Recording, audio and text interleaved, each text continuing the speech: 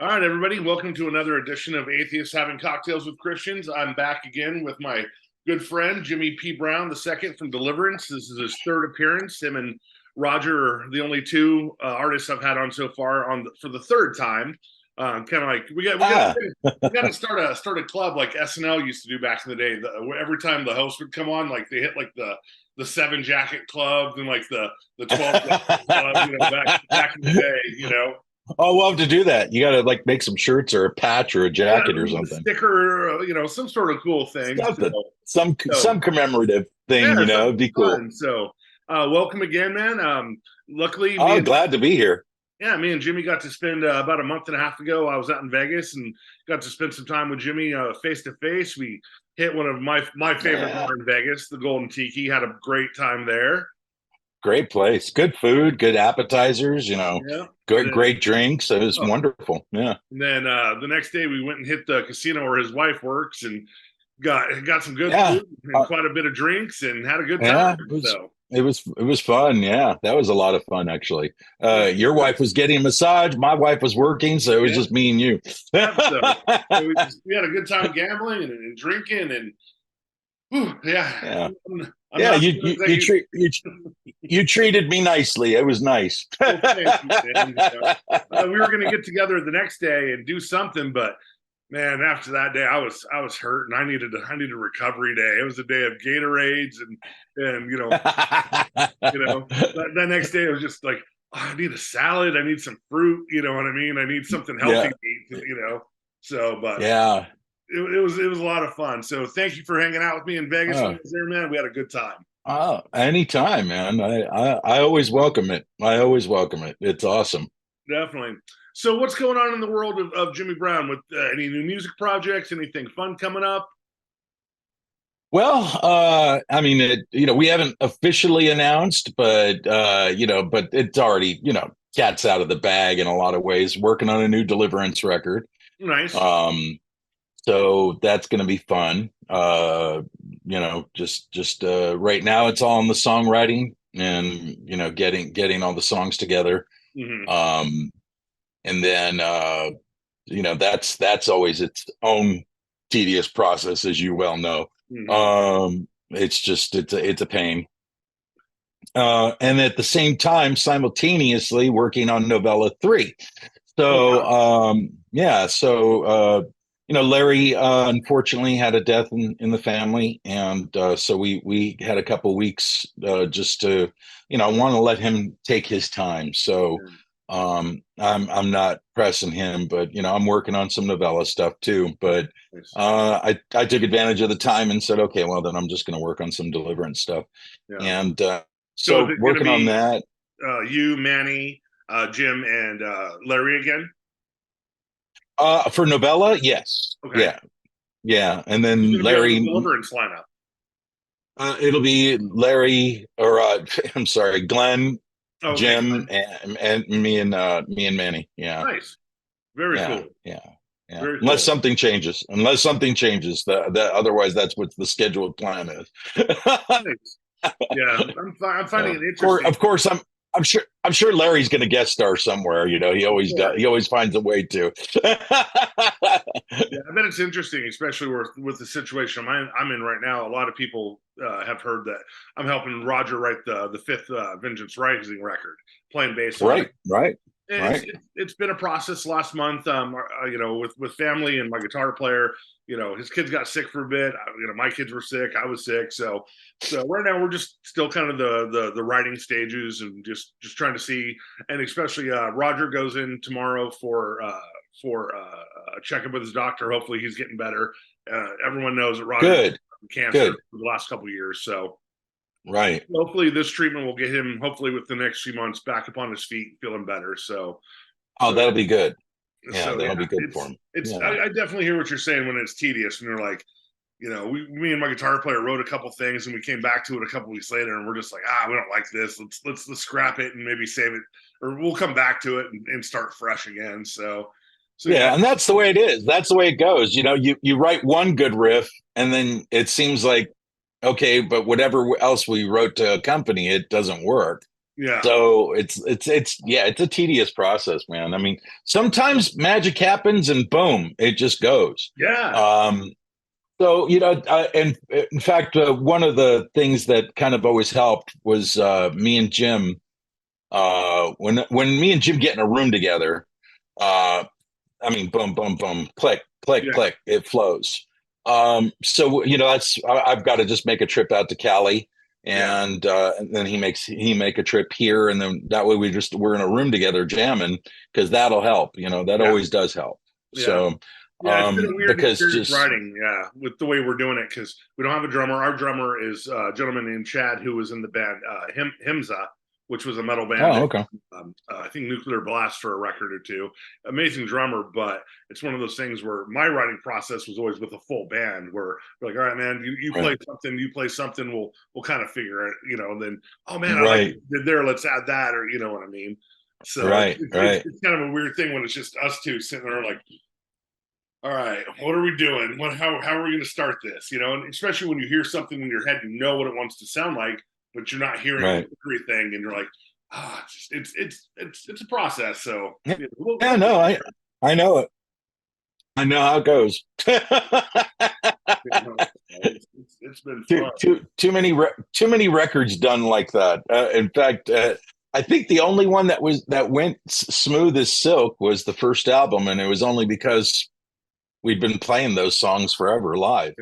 So that was real simple. We just walked in and we chose 10 songs, and of the 15 we'd been playing live and recorded them. Yeah, you're like bam, bam. So, yeah, it was super simple. It was those were pre-click track days, and it was just all about the raw feel and having fun, and but once it started getting more pro, then I mean, sometimes I like doing a record to sound like a record should, big, powerful, and on time, and following that click and stuff. And I love that kind of type of production. And that's what I'm accustomed to now. But there's something to be said about that, the raw aggression and the power of just the band doing their thing. I think Rain and Blood. I always go back to using that as an example, but I mean, my gosh, I mean, that's the magic of that record. Yeah. From start to finish, there's no fat on that record. It's all meat. No. There's nothing that is bad on that record whatsoever. I mean, I know. Woo. It's from start to finish. You don't take the needle and move it. It's just bad to the bone all the way. You're hauling ass either, flip the CD or flip the cassette, or get the other side of the record playing, because you're like, I gotta keep going. I gotta keep going. That's man. And it's very rare to have those records. I will say, Weapons definitely has that feel to it. You know what I mean? Where there's nothing bad on that record. Like I said before, I always come back to where sometimes I'm like, oh man, the thrash is where I love, and then, man, I throw on some of the older stuff like River Disturbance or Learn or Camelot Smithereens. I'm just like, man, the songwriting was so much more evolved at that point in time, and it was different. Yeah, it was definitely different. I'm a sucker for melody too, so as much as I love the thrash and grindcore stuff, so then I listen to those records and I'm like, oh man, now these are the best things. So it's so weird. I think of Deliverance as kind of a two-staged tiered band, so. Well, it is. Yeah, it is. It very much is. It's kind of funny, but I remember reading. I never read reviews. I've told you that before, and I've said it in a ton of other interviews. I just don't like to read reviews, and like when I'll do this podcast, but I won't go back and watch it. I'm just one of those people. Hey, I hate to see myself on camera. Number one, but I did remember reading one review, and they mentioned all my projects. They mentioned Deliverance, Fearful Symmetry, Jupiter 6, and they said, Jimmy Brown's a bit of a schizophrenic musically. And it's like, Oh, well, that's okay. That Yeah, works that's for not. me. I wouldn't take that as an insult. I'm like, that's great. Yeah. You Yeah, know. I don't. I think he was meaning it as an insult, but the reviewer. But I actually took it as a high compliment. So Yeah, I would take that as a compliment if I'm so versatile, where I'm able to do so many things and just be a locked in. This is how I have to make every fucking record. And right, you can make the exactly, same record over and over again because then it gets boring. exactly, You know? exactly, So, exactly. so But that's cool that you appreciate both sides of the coin. Because yeah, I think I love both. I love both. I mean, I do have more of a leaning towards the latter stuff, just because it was really fun and creative for me. mhm. Um, but there's no question that the aggression of the first album, especially, really gets to me. And there's choice songs on Weapons. There's choice songs on What a Joke. Yeah. Oh, definitely, That I really definitely. like. Yeah, You know, you know. I mean, I all the agree. silliness and everything on that record, but I mean, it is what it is. Yeah. But I do enjoy quite a few of the songs on there, actually. Oh, very much. For me, for what a joke. The songs that stand out, other than just the fooling around part, were epic songs. They're amazing. You know what I mean? Yeah, Like yeah, the ones yeah, that were just amazing and badass are still amazing and badass. But yeah, yeah. it just happened to be that was we had that talk on one of the interviews where you're telling us you wanted to get out of the contract, so you were just kind of rushing it and getting it out and whatnot. And Yeah, I get it. yeah, yeah, I mean, you yeah, fulfilled your contract, and then you're able to do something more artistically, either fulfilling or credible or whatever you want to call it. So, sure, sure, sure. well, let me ask It you is this: what it is. since you've done the show, have you had any feedback from fans, from peers, from other Christians, from whoever? Like, what have they thought about you being on this kind of show? Well, it's funny. I enjoyed myself so much with you and our interview, and like I said, I didn't go back and see parts 1 and 2, Yeah, but I enjoyed them. Some attention was called to some comments from certain people, okay, and I thought that was rather funny. I always loved the judgmental, good-hearted people that that have something always kind to say. yeah, to put uh, it to put it sparingly, yeah, yeah, but and I remember reading through some of those, and I mean, it's funny. If you would have hit me 20 years ago, I would have got all indignant and pissed and upset. And yeah, now it's like I laugh. I think it's hilarious, because it's just like, God, people still think that way. hmm Okay, you know, it's like, okay, whatever. But I was so happy just in hanging with you, and what I felt was a good interview, yeah, that I encouraged, George. I yeah, encouraged Jim. I encouraged, yes, some of your other guests. Hey, yeah, do it. Simon's a great guy, and it's not what you think it's going to be. yeah, Um, and because everybody's got that preconceived notion in their head from the title hmm of the channel, hmm and it's funny because I didn't. I when I saw the title of it, I said, that sounds like just a friendly conversation between yeah, two people with two different trains of thought. hmm And it's like, and trying to gather, where we at, and more importantly, how we meet musically. hmm So, so to me, I didn't think anything weird of it. And from what I understand, Jim had a great interview with you. yeah. He's a Um, super nice guy. yeah, Everybody that's been on, I've had a great time talking to. Thursday that's night he was cool. doing an interview. I can't pronounce his name, but he was the singer and bass player for Martyr. Oh, David Prado. It's his name starts with an L. Well, yeah, yeah, Because yeah, there but was Martyr, and then they broke up it, and went to Betrayal. but it's Prado, right? Okay, well, let me see here. Let's see his name real quick. Yeah, I know his real name isn't David. I think David might be his middle name, but it's got to be Prado. Yeah. Yeah, Prada. LADISLLAO. Lasadio. And it sounds very Yeah, Italian. But yeah, Prada. yeah, Lasadio Prado. Yeah, Yeah. yeah. Oh, that's great. You interviewed Prado. Yeah, Prado's I'm good doing him people. on Thursday. I'm doing him on Oh, you are. yeah. That's great. Great. Yeah, yeah. Dave's good people. Yeah, he's really good people. Please tell him I said hello. I will. Yeah, I mean, Martyr, I remember a friend of mine having one of their demos years ago, but I never got to see them live. I mean, I got to see Betrayal 2 or 3 times, which I Yeah. didn't know that they were, sharing at one point, or they were part of the same thing that moved on to something else. Yeah, I think Prado wasn't part of Betrayal. That was Marcus Cologne, and he went and started his own thing with them. But it was, I mean, primarily kind of the same thing. Funny, I actually worked with not Betrayal, with Martyr on their very first demo, Frantic, Okay. and had a lot of fun with doing that project. And of all places, we did it at a studio that was owned by Guy Ritter, who was No the shit. singer from Yeah. Tourniquet, but he wasn't in Tourniquet yet. He was in a band called Holy Danger, Mm-hmm.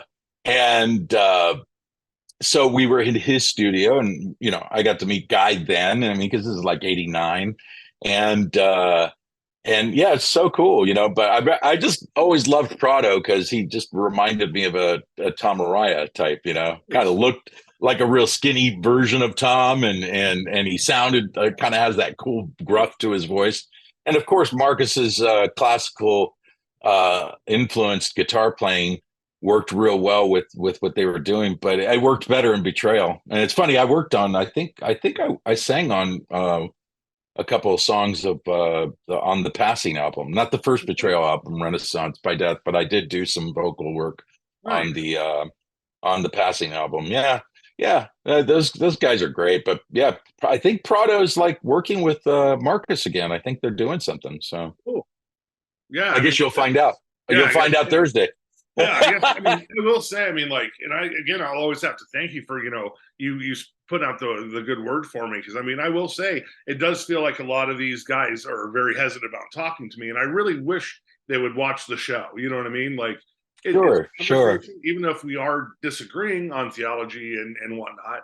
I mean, at the Yeah, end of the day, I can't change your mind. You can't change my mind, but we can still have a good conversation of being in such a small group, especially in the I'd say from 86 to like 93, especially with Christian extreme metal. There was not a lot of bands. There was not a lot going on. It wasn't like the secular realm where you could hear all the bands from Britain, the Southern California bands. I mean, it was a very small scene that I was very yeah, happy to be part of at the time. And yeah. so, but I know I think a lot of people are just like, I'm just going to say it. I think a lot of people are afraid to say what they maybe really feel, and don't want the backlash of it. Because I mean, I was looking at Sure. today, especially from our interviews, man, and it's really it again, like you said, it would have, a year ago when I first started this, it would have really just pissed me off. But now, I've been dealing with people, their criticisms of, Roger and Vengeance and the show and whatnot. And I'm just having to learn to take back and be like, man, that's their opinion. I can't change everybody's idea. But the fact Hmm. is that the people that are commenting, man, are just it's so anti-Christian. It makes me just go, this is why I can't be part of this. You know what I mean? This is not in any way, shape, or form how Jesus ever told anybody to react to somebody. You know what I mean? It Sure, comes sure. off so egotistical and judgmental, and in some comments very mean. Where I know that I've said some mean things, and I've reacted meanly too, because I mean I'm a human being, and I mean, quite Yeah, frankly, I've yeah, always been that kind of guy where, like, you show me respect, I show you respect, and the minute you disrespect me, sure, you're gonna have a sure. problem. Yeah, So yeah. it's been a kind of a humbling experience for me, especially doing the show and what I'm doing now, is because 10 years ago, man, if we were I'd have been just wanting to fight you. I'd have been like, let's I'll fly to your town, man. I'll beat the shit out of you, that kind of stuff. Oh yeah.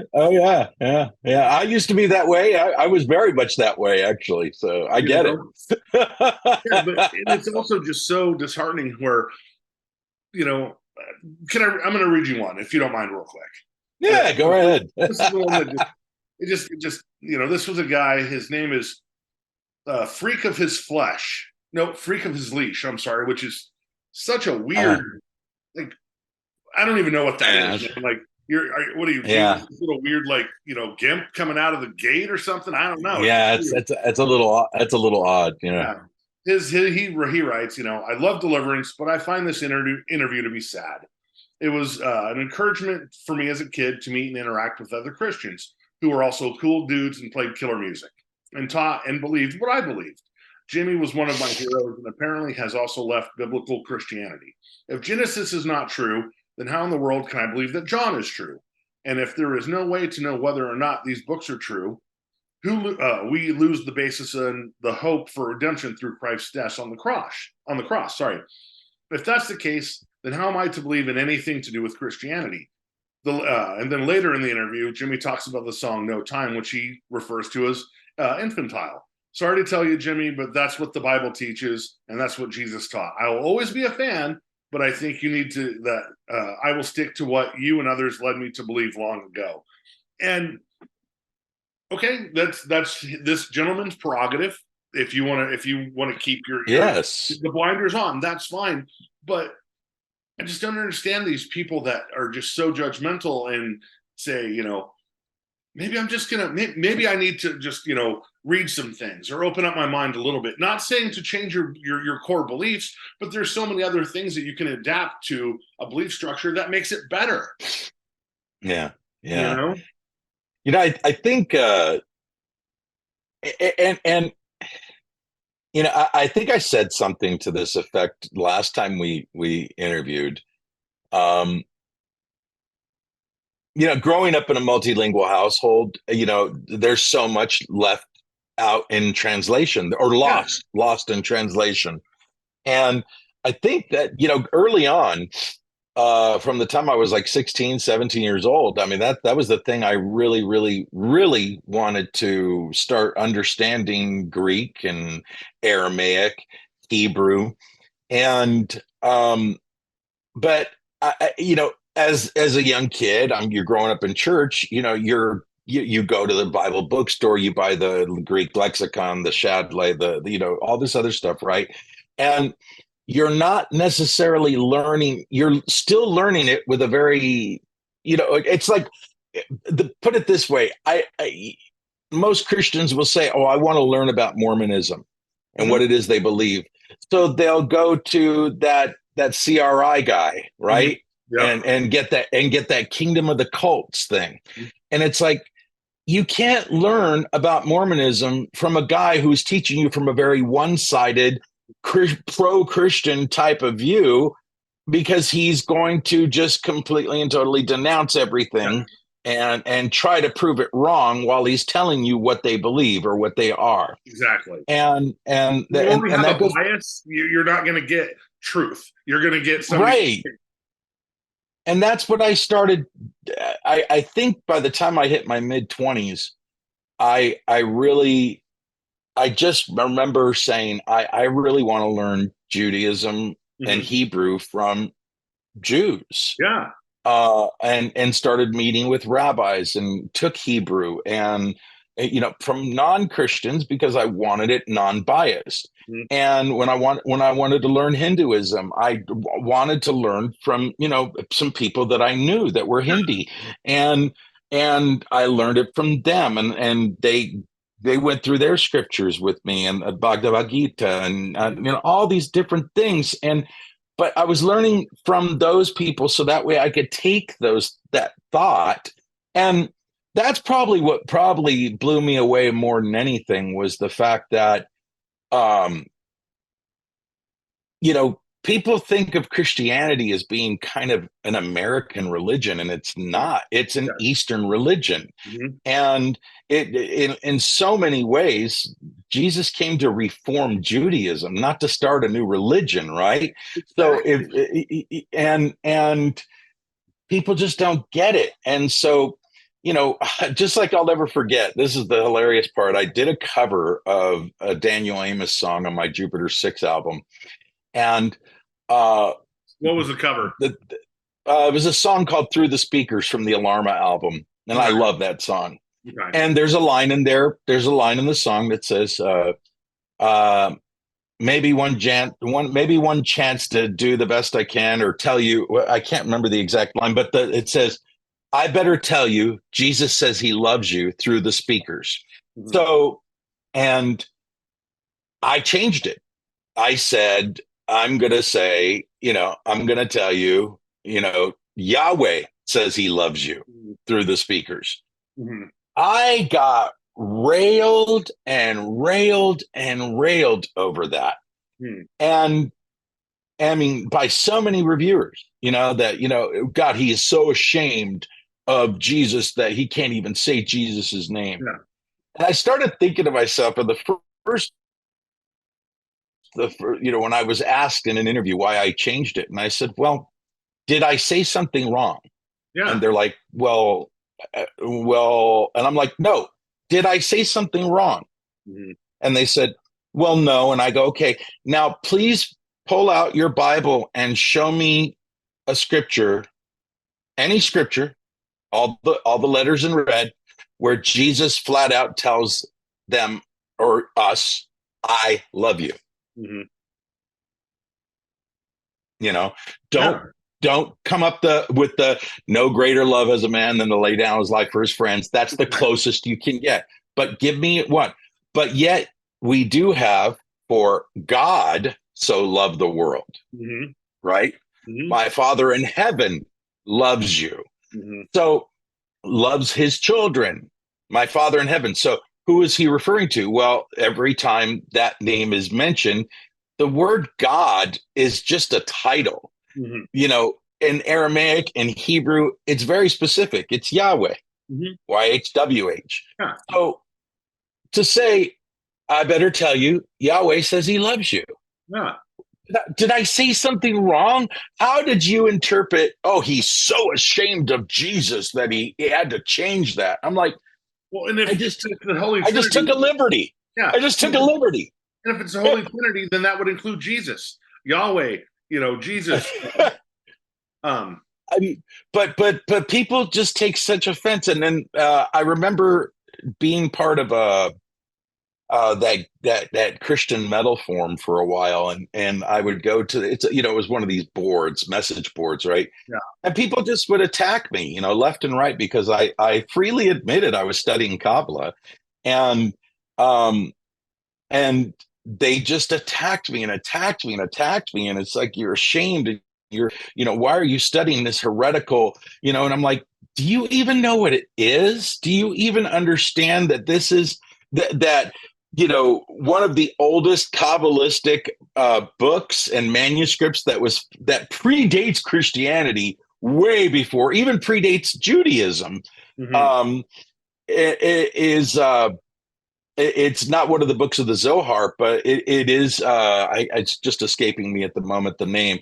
But in that manuscript, the Lord's Prayer is literally uttered word for word. Mm-hmm. And it predates Jesus being here by 3,000 years. Mm-hmm. So, and if Jesus was a Jew, right, Yeshua ben Joseph, and he was trained, and they called him rabbi, which you couldn't just assume that name. You had to go through rabbinical study and all this other stuff. So, because there's so many lost years of Christ. Yeah. So, but he is recognized. He wears the seamless robe. He's recognized as a rabbi.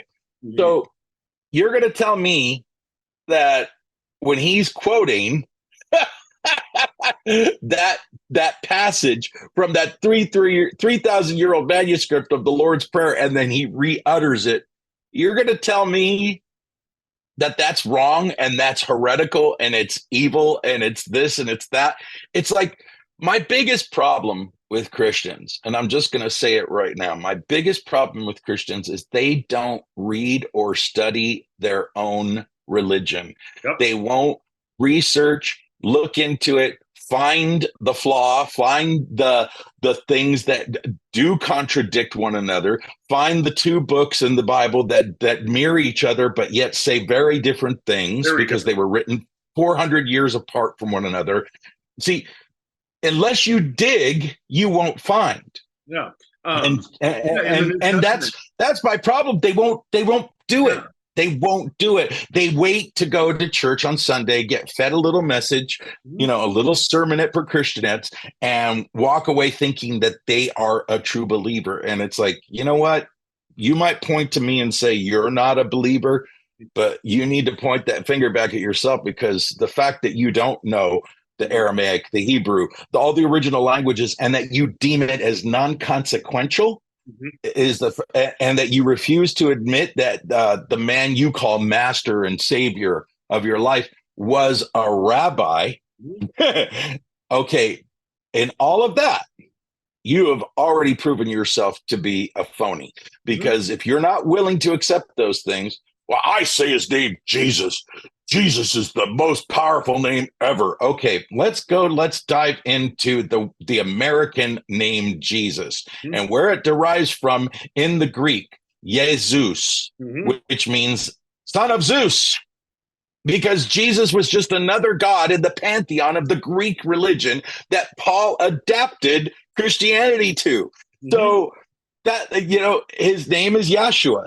So if you go Yeshua and say that's his real name, no, that makes him a Jew. So okay, so are you anti-Semitical?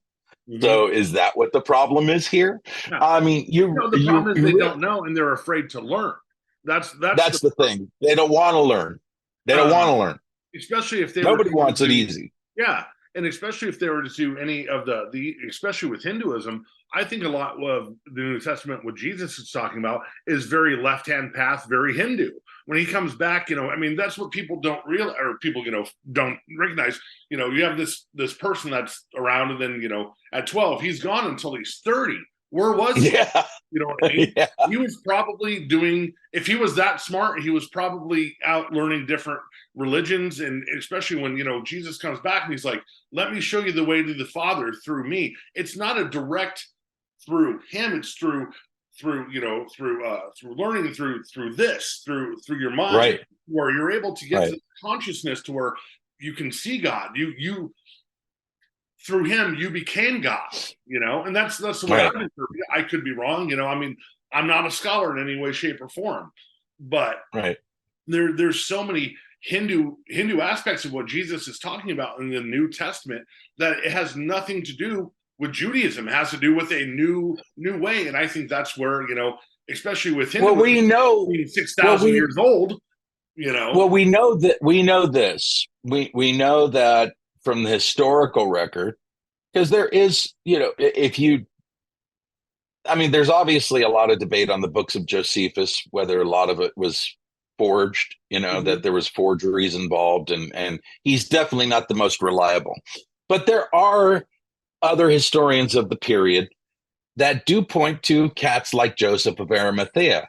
Well, Joseph of Arimathea was an iron dealer, or a dealer of goods, but he mostly dealt in iron and metals, which were only in England at that time, or that region. And he owned a slew of ships. And this is Jesus's uncle, directly related from Mary, right? So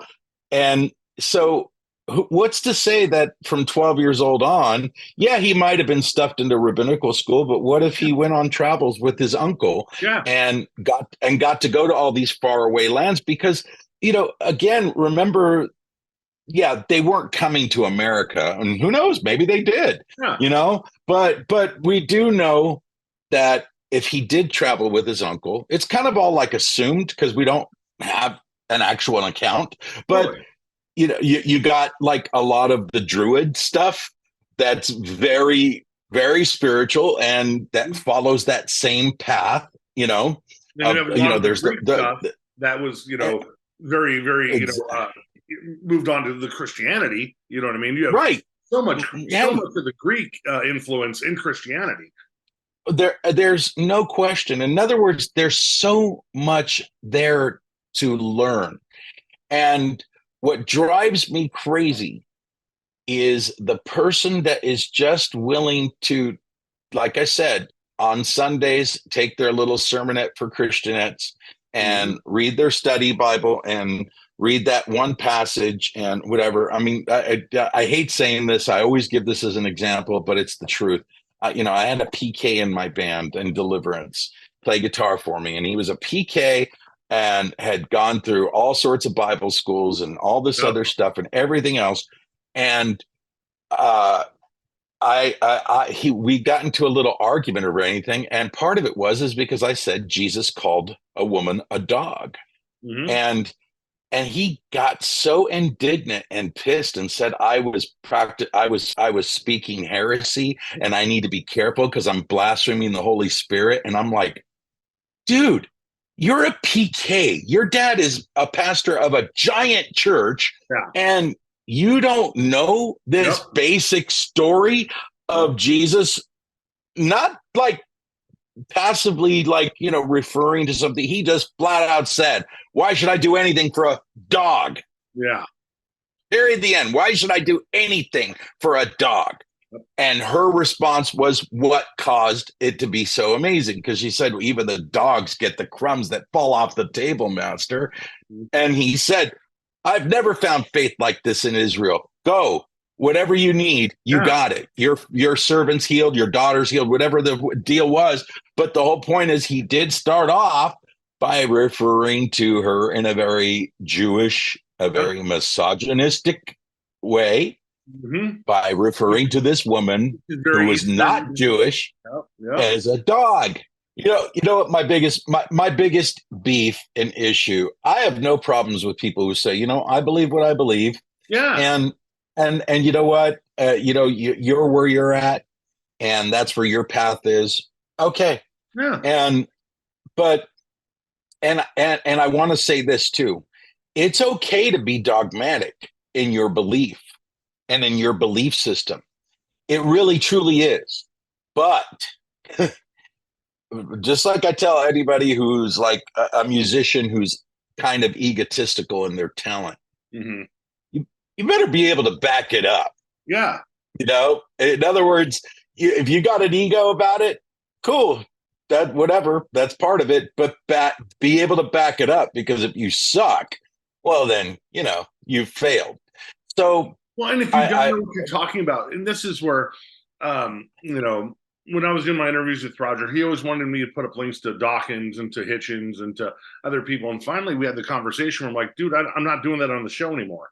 And he's like, how come? I'm like, look, man, because all we're doing is trading one book for another. I go, absolutely. This is all about your personal. You need to dig into it personally yourself. If this is something that compels you, or you want to learn, and you want to find where you actually your heart is at, where your brain is at, where your religion's at, you need to do what I did 20 years, 30 years ago when there wasn't internet, and go to the library, get a book on this, get a book on that. And I'm not saying there aren't smart people in the secular view and the humanistic worldview.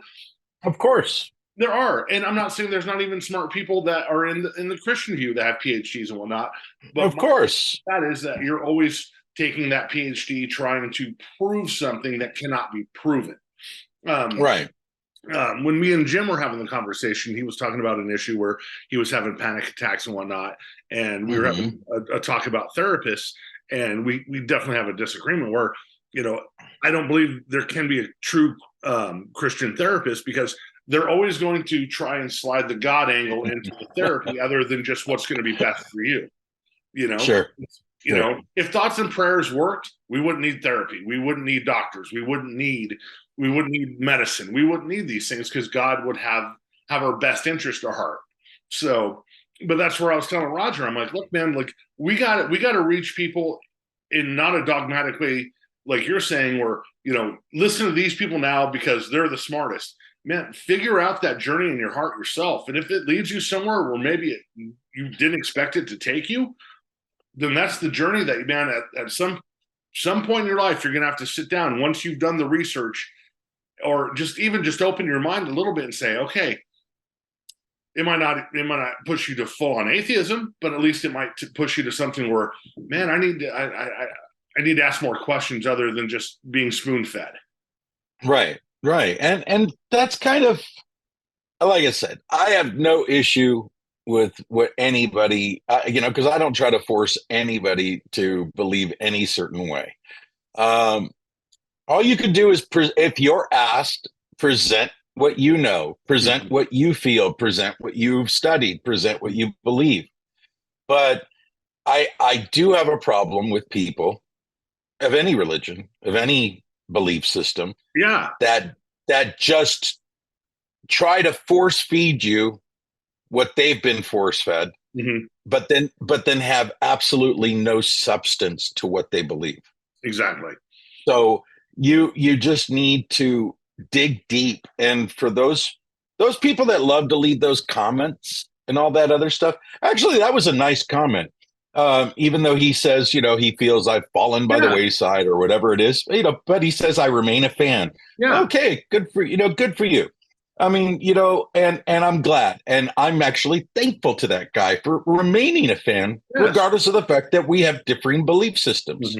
And but unfortunately, there's going to be so many that won't, because Oh God, no! There was a guy that was plastering all over. It was so funny. He was plastering all over your site, and he was plastering all over. He started going to a bunch of podcasts that I was doing, even if they were just about guitar or teaching guitar or riff or whatever. And he's just started slamming me. Yeah, I know who you're talking about. Yeah, man. Yeah.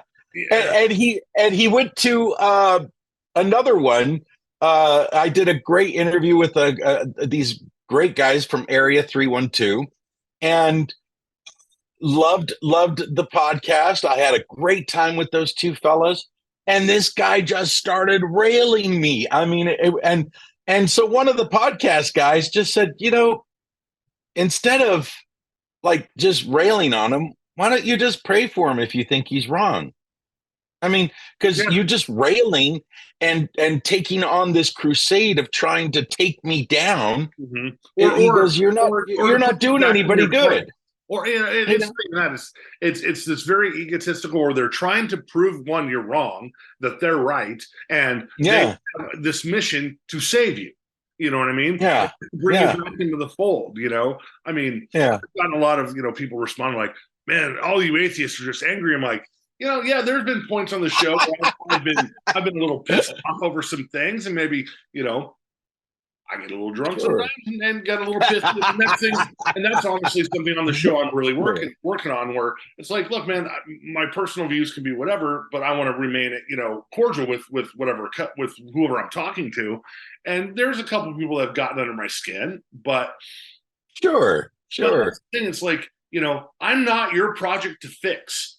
I'm not your God's project to fix. Because if I wanted to be fixed, I would go look for that kind of that whoever's going to do the repair for me.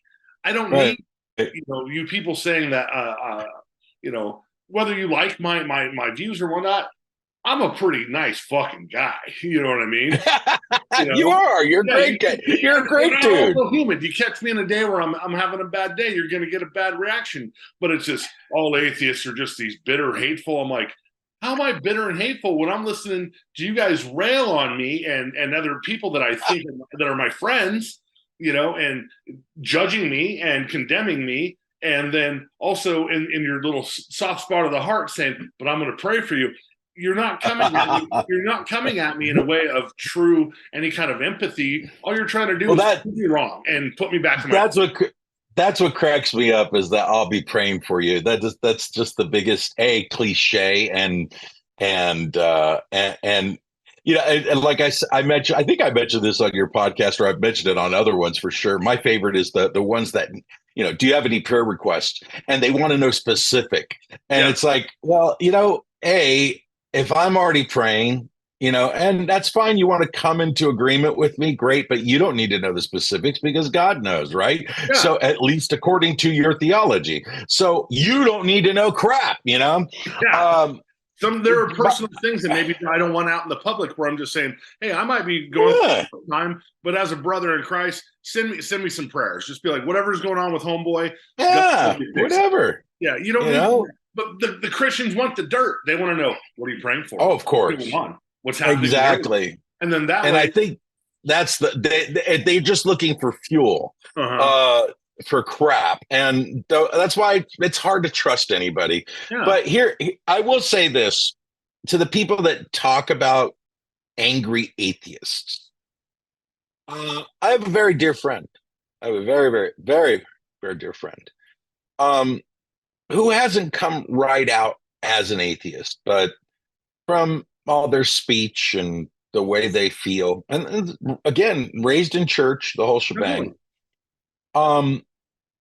But in essence, from their thoughts, their mindset, questions they ask me, I just flat out said, so I go, so you're basically either agnostic or an atheist. And he goes, yeah, and I go, because you do show so much anger towards the church. And I go, so what? I go, let me just say this. You got one or two words. I'm only going to give you one or two words. Why so much anger towards the Christians? And he gave me two words. Lied to. For me, the two words would be emotional scars. There you go. I don't know why balloons just went up my screen. That was like, well, your birthday is coming up, and by the way, man, I found something cool. You're gonna get it in the next week or so, man. Everybody, October 21st or October 21st. So everybody, make sure to send my buddy some love. But yeah, thank you. For me, is it's the being lied to. Being lied to, but then also, and I think I come from a very normal place where I will, for all the people that talk shit, I've gotten so many good encouraging comments like, brother, I was with you. I was raised in the church, man. These bands meant a lot to me. And, I am where you are now. I still love this music. And that's what I love Deliverance. I love Tourniquet. I love Mortification because they were a soundtrack of my youth. And not only were you guys talented musicians, you know what I mean? It just puts me back in a place. And I think that, when people come to me like, well, you're just mad at people. You're not mad at God. I'm like, I'm not mad at any person for filing because that's our nature. We're humans. We're primates. We have nothing. Right. How can I be mad at a non-existent being that made this guy be a piece of shit? That's not God's fault. It's this guy's fault. I'm just mad that you guys stuck me in rooms for years and said I was not, unless I did this, I was going to hell.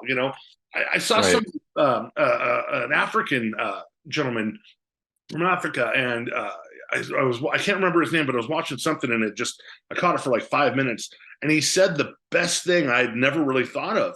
And he said, and this is not only, just Christianity, this is, Mormonism, Scientology, Hinduism, or not Hindu, Muslims. He goes, these religions are religions of bullies. They come in and to whatever area they come into. And if you're a Muslim, the minute they come in, you have to build a mosque. You have to get up at a different time and start praying. You have to eat a certain way. You have to dress a certain way. Same thing with Christians and whatever. These are religious bullies that come in and say, boom, with the Puritans coming over and saying, you guys are heathens, like you need Jesus. And, for all the mission trips, that's the thing that just makes me angry. And it's not against a God, because there's no reason to be mad at that. It's mad at the people that are telling these people that they're wrong. You're living in sin. You're going to hell. I have the snake oil that's going to cure your shit. and make sure that you live an everlasting life. But as long as you do what I say and this book says, you're golden. But if not, there can't be love. There only has to be eternal punishment. Yeah. Yeah. Yeah. You know, I like I said, I get it. I do get the anger and I do understand it. So in so many ways, I felt that I was cheated and I was lied to because everything that I started to study Mm-hmm. it was like, whoa, it was mind opening. It was mind blowing. And as it just got more and more and deeper in and deeper in, it was just like, you know, why won't they teach this? Yeah. And it makes, but at the same token, it makes sense why they won't, Oh, of because course.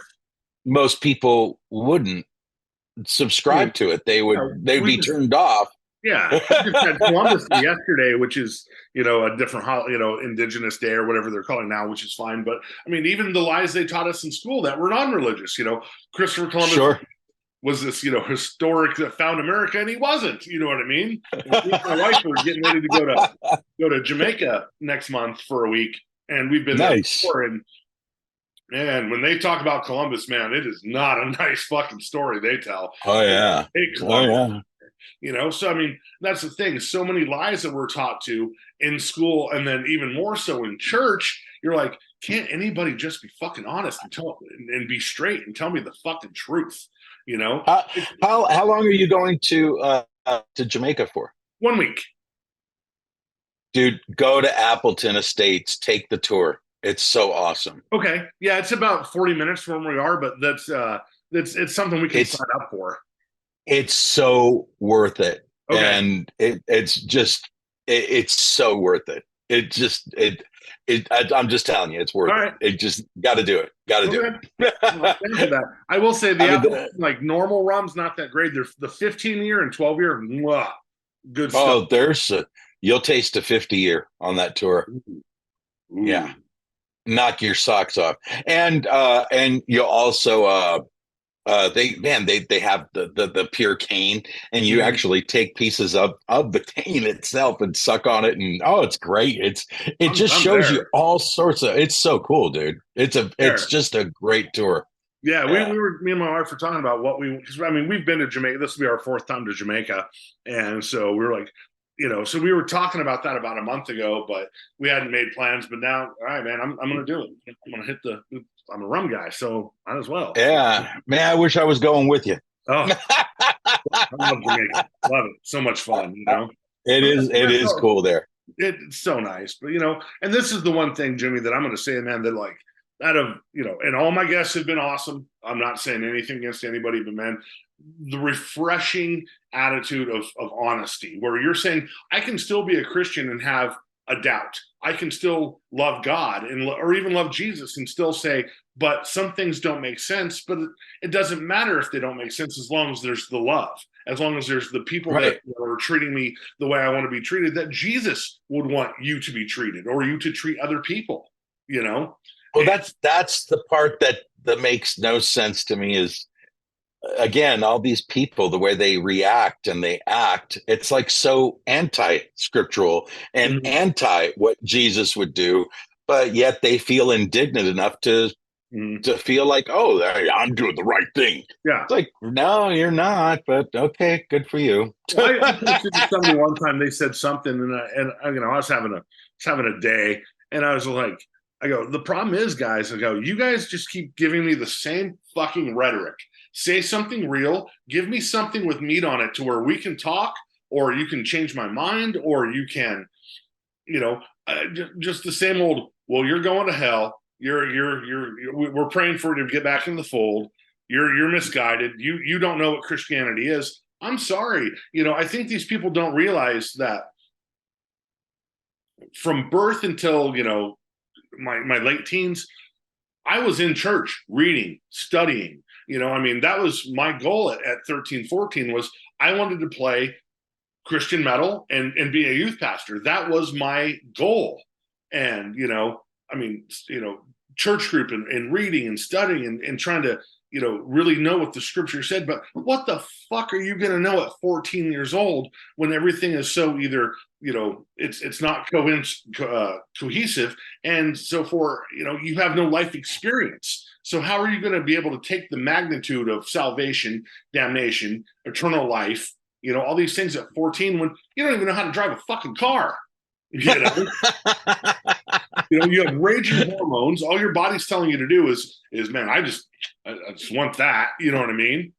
Right. I mean, at 14, what 14-year-old should be having that kind of responsibility? You know what I mean? So, well, the thing that I think the thing that's made it the hardest is, we were placed here to experience humanity.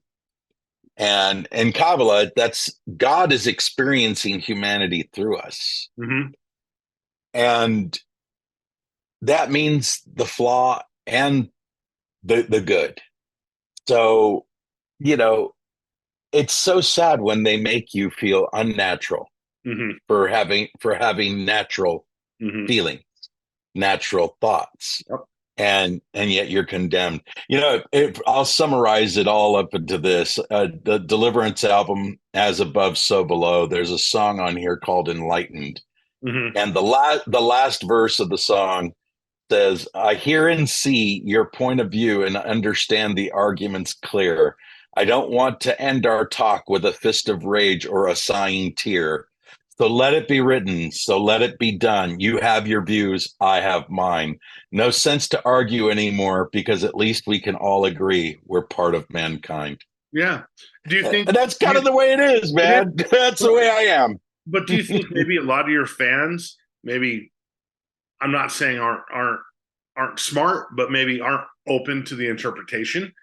You know what I mean? That maybe they're of course they want to hear what they want to hear, and they hear Deliverance. And I'm sorry, I mean, I think when everybody hears Deliverance and whatever album's coming out, they're like, is this going to be the next Weapons? Is this going to be when every album has its own merit, and its own story and its own agenda. It doesn't have to be. I don't want Rain and Blood 2 because it's not going to be good. You know what I mean? Oh, no. Yeah. Operation Mindcrime 2 from Queensryche proved there's some things left that should just be left alone. Exactly. Because that was a horrible record. That was a horrible record. First one, masterpiece. Second one, absolute garbage. And I mean, it's just the way it is. I mean, I think, it's funny because a lot of people didn't understand what I was trying to say through that song, Enlightened. And some people said, it sounds to me like you're actually in favor of atheism and whatever. And I'm like, okay. And then others would say, well, it sounds like you're fighting against atheism. And I would say, okay. Yeah. And then people would say, I remember interviews, so what are you saying? I said, whatever you want it to say. Yeah. That's my lyrics. You take it and you adapt it to your own conditioning. Art is subjective. Yeah, it's supposed to be. It's supposed to be. If you want cookie cutter, lyrics, go listen to Stryper. You know what I mean? Yeah. If you need that Jesus said 4-5 times in a song, go listen to Petra, go listen to Carmen. I mean, there's a bunch of stuff, but that's the thing. Metal should have never been safe. For me, I mean, and this is a thing where, a lot of people too, like that post comments and whatnot. And I was guilty of it as a young man too. I think that metal, I think there's this whole, what's the word I'm looking for? Gold. You guys are the golden statues, man. You guys are idols. You know what I mean? You see where I'm coming at on this? Like, they're not really looking at Jesus anymore. They're looking at the band and what the band is doing, and they're worshiping the band, not what the band is saying. The other day I was flipping around on YouTube and some Striper came on because I hadn't listened to it in forever, and I threw on the video "Calling on You" from like 1986 on Tell With the Devil, huge, the big MTV one, and I was just like, Oh yeah, that fucking video probably cost $100,000 back then to make. Do you know how many oh homeless yeah, people that would have fed? yeah, You yeah, know, do you know how yeah. much that would have went to a school that could have helped teachers? You know, Sure.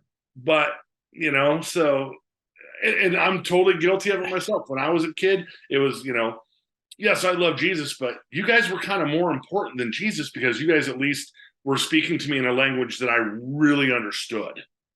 Yeah. Through music, through what you guys were doing. And and I'm glad people did take it and understand it. Some people didn't, some people did. I mean, the thing with again, it's just, I guess it's remarkable to me of the frenzy about weapons. I just don't think it's a good record.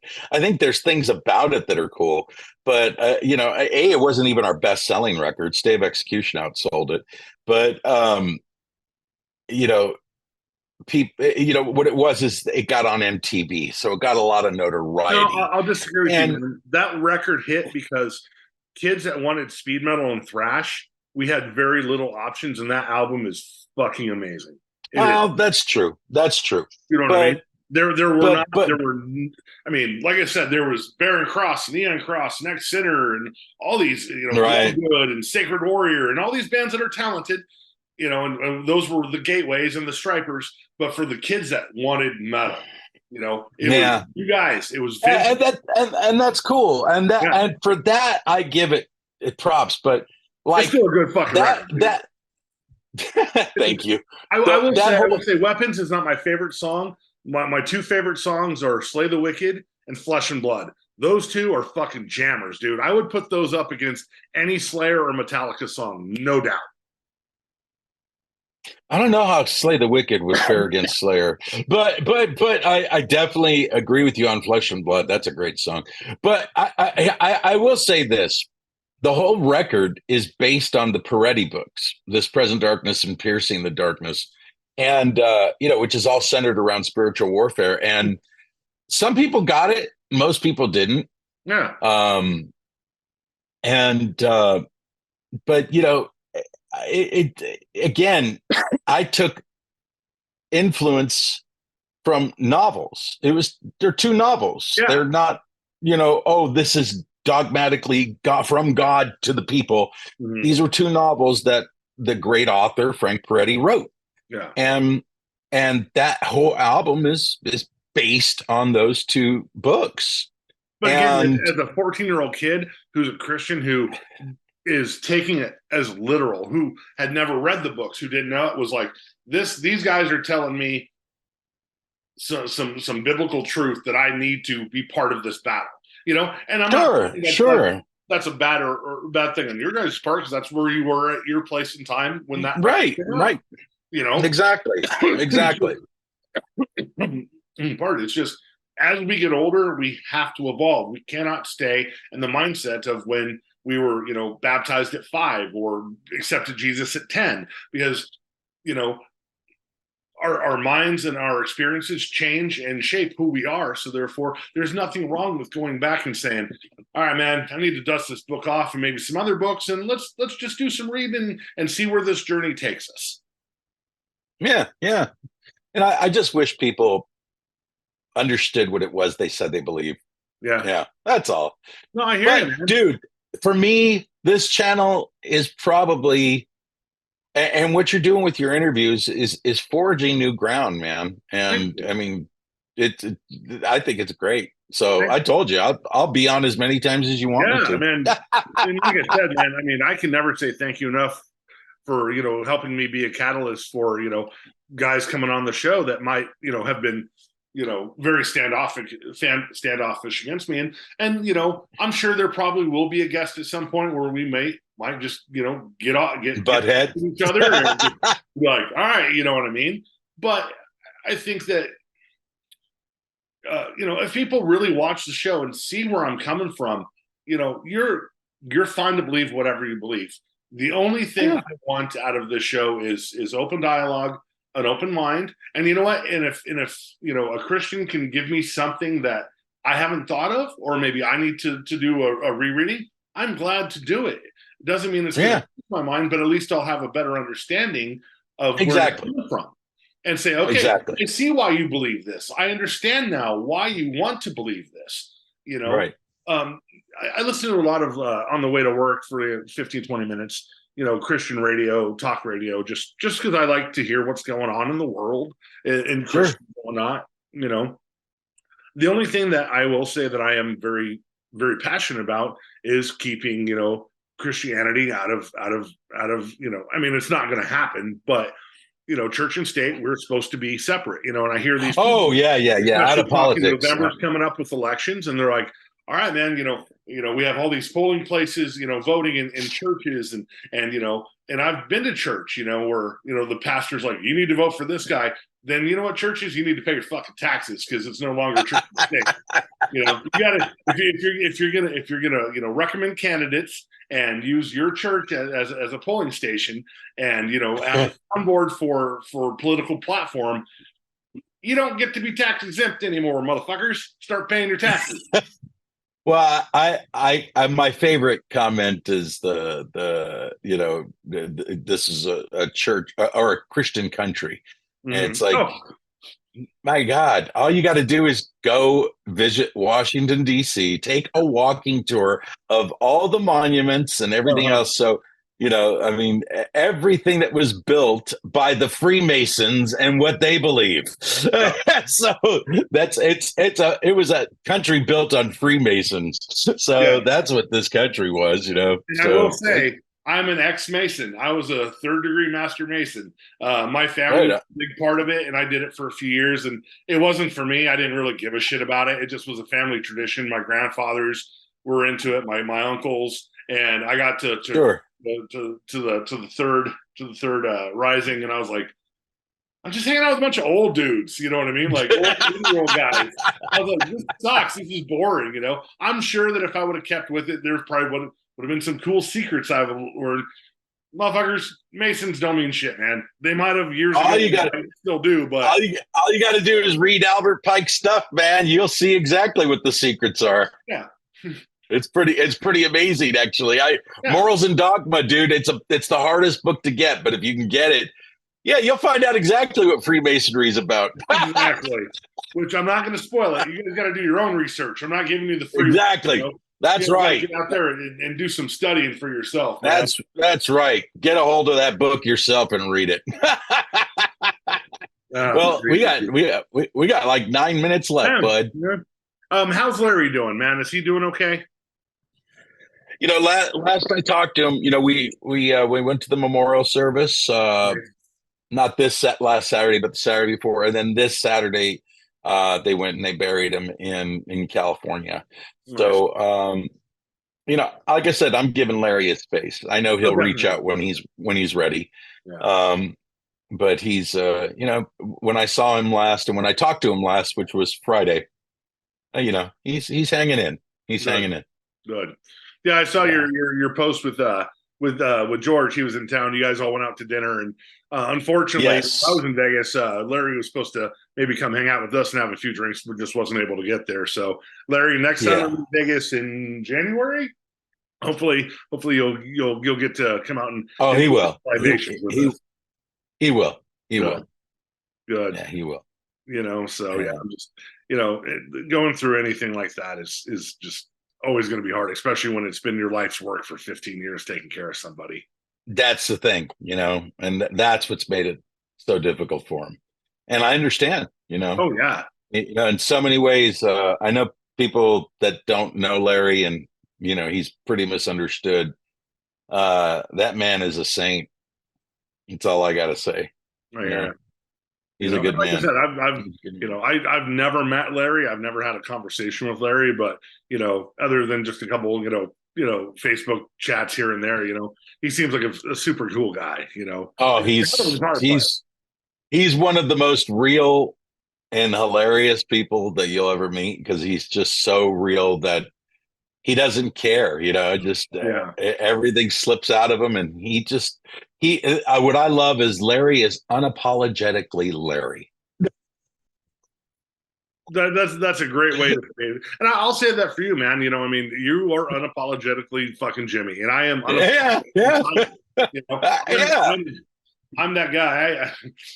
I had a. Dude, we're too old to put pretenses on. It's stupid. I'm too old, too tired to deal with it. You know what I mean? I have a guy that works in my tattoo shop, and we were having a conversation because he was fucking up pretty bad, and he just kind of looked at me and goes, You're the most confusing, hardest person I've ever worked for. I'm like, nah, dude, if you know your shit, I'm actually the easiest motherfucker you'll ever work for. You're damn right. And we'll have no beef. I go, but I have to keep coming to you time and time again and going, motherfucker, you've been in this business as long as I have. How do you not know this? Yeah. It'd be like, some guy going, man, I've been a guitar tech for 30 years. I'm like, cool, do this. And you're like, oh shit, I don't know how to do that. It's like, yeah, guitar tech for 30 years. Exactly. Can't do a basic setup. Yeah, exactly. So, well, Jimmy, I'm gonna let you go and have a smoke, and I'm gonna have a smoke, and I thank you, my brother, man. Oh man, I am a dude. Like I said, I love being on this show. I love being with you, and I'm looking forward to January, man. Just hanging with you is cool, man. I mean, your wife. It's funny. Your wife and my wife just got along so famously, and we just had a blast. And what was our waitress's name? I want to say Asia, right? Asia, yeah. Oh God, she was hilarious. She she made that entire time at the Tiki just so fantastic. Just her antics and her personality. Yeah. I mean, we had booked a table, and we were, you only get 2 hours at the place, and we were there for about 2 hours and 45 minutes, and it felt like 15. Man, it was just. But again, man, I have to realize, man, I'm not 30 anymore. I can't roll like I used to. Yeah. The Isn't that the worst? Oh, the night we left after the casino, man. I was in bed by like 7:30 that night. I was wrecked. But I mean, I was hitting the sauce pretty hard that day. But and then the next, I was wondering why I hadn't heard from you, and then when I finally got that text from you, that's like, man, I'm barely getting up, and I'm like, whoa, it's 2:00. oh, dude, I just I've gotten old, man. I've gotten old. I had my friends. It's all good. My friend's band, Mikey from this band, Hoods, hardcore band from Sacramento. They were in town a couple weeks ago, and he reached out. He's like, man, I haven't seen you in a couple years. Come out to the show. I'm like, I'll be there. And then I saw the show started at 9. There were 5 bands. He was the 5th band. They didn't go on until 2. And I was just dear God. I was like, nah, I'm not doing that. I messaged him. I'm like, man, next time you guys come through town, I'll buy you lunch, man. I'm like, I'm not hanging out till 2:00 in the morning and then driving home. I'm like, fuck that. Oh, dude, I know those days are so done, man. I mean, it just cracks me up. It reminds me of this, and I'll close with this part about being old, and they were only going on 30s, but I love that show, Big Bang Theory, and it shows Penny and Hofstadter. They're an item. And they're feeling old because they're feeling responsible, having to go to their jobs and do this. And they when did we stop being fun? When did we stop being young? And they're looking for things to do. And they go, oh, Rocky Horror Picture Show, midnight. We got to go. And Leonard's like, yeah, let's go. Let's do it. Oh, it's sold out. And both of them, thank God. I mean, that's really what it is. I totally get it. Because, man, dude, come 9:00, I'm yawning. Oh, yeah. And come 10:00, I'm sawing logs, man. It's 10:30 my time now, so I've got about 30 more minutes in me, and I'm gonna have a smoke and clean up a little bit, and I'm going to bed, man. There you go, brother. Okay, well, but thank you for having me on as always, bro. I really appreciate it. Man, and it got ordered today, so within the next week, man, you're gonna have something at your house from me. Told you didn't have to, man. Hey, just know the atheist loves you, man. I love you too, man. You're good Man. people. Although we did talk about method of delivery. Yeah, exactly. I've been looking into that. It's harder than you think, man. Vegas is not the fun town it used to be. I know it really isn't. It's not. Yeah. Especially with that stuff 20 years ago was easy to come by, Oh, seriously, man. When I first started going there in the late 90s, man, you can find fucking anything. Now it's like, oh yeah. shit. Real quick story. Corporate town. Yeah, we went to the Absinthe show that Friday night, and shit, finding a restaurant open past 10 o'clock was a hard motherfucker to find. Oh, I know. And this used to be a 24-hour gig here. Yeah. I know it's a whole different town now, man. It's corporate. Everything closes at like late bar, like his selected menu till 2, and you're like, we ended up at the Cortez downtown, and because I thought they had a full menu, and it was like, you got a salad, eggs, and I was like, son of a bitch. Yeah, salad, steak, and eggs. Yeah, that's it. It. It's horrible. Rib. So yeah, man. I'll keep an eye out for it. Let me know when you get it, and I'll keep you in contact with you. And when we head out in January, we'll hang out again.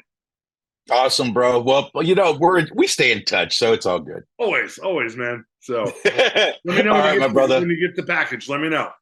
Oh, of course. All right, brother. Take care, Peace. Bro.